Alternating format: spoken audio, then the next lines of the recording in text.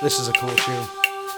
Now you have to play your right hand with the piano, and you can octave the piano, and your left hand you have to split your keyboard so it's playing like a Rhodes or a Wurlitzer.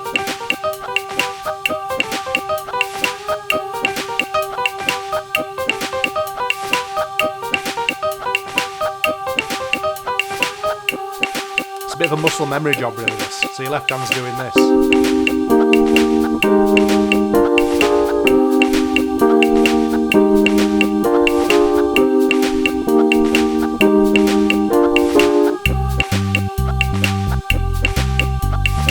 This is what it sounds like together.